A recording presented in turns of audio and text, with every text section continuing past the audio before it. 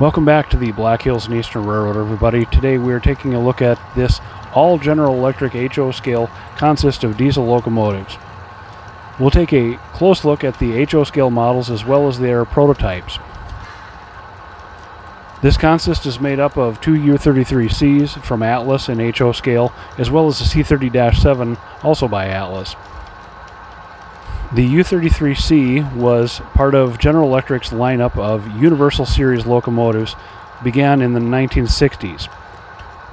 The U33C began production in January of 1968 and ran through January of 1975. A total of 375 units were produced, with Southern Pacific taking the most at 212. Other buyers were numbered in the low two digits. Burlington Northern took 39, and BN predecessors, Great Northern took 15, and Northern Pacific took 10. The C30-7, which was the replacement for a smaller cousin of the U33C, the U30C, entered production in September of 1976 and ran through May of 1986. A total of 1,139 of these units were produced, and the largest number of units went to an export customer, FdeM. Burlington Northern took 242 C30-7s from General Electric.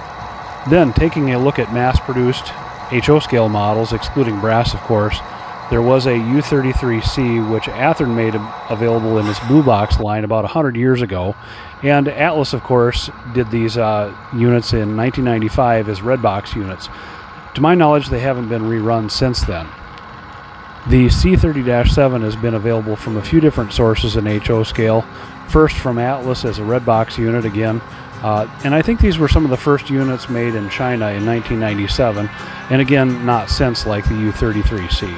A C30-7 was also produced by Broadway Limited, and there's also a new release of the C30-7 coming from Rapido, and I'm sure that will be an outstanding model and render the Atlas model obsolete. But I really appreciate the smooth running qualities of my Atlas models, and I'll probably hang on to them for long into the future. I purchased my U33Cs and C30-7s super cheap about 10 to 15 years ago when nobody else really wanted them, and put a bunch of sweat equity into them. Among my upgrades that I did to these units were to put in a Digitrax DH163PS decoder, added the rotary beacon on top of the cab, and then I disassembled the trucks, taking the side frames off, painted that copper contact strip with black to hide those behind the side frames. I added pilot details, MU hoses, train line hoses, and plows. I painted the handrails on the C30-7s. I added the anti-climbers, cab sunshades, and painted where appropriate the side windows to represent FRA compliance on those side windows on the cab. And then I did a light coat of weathering on the C30-7s. The U33Cs still need a little bit of weathering. We've reached the point where we're going to pull the pin on this particular episode once again. Leave me a comment. Do you run any Atlas Redbox units on your layout? Do you hope to? Or are you going to upgrade to the Rapido C30-7s? If you like the content here, smash that like button, subscribe for more, and hopefully I'll see you in the next one. Bye guys.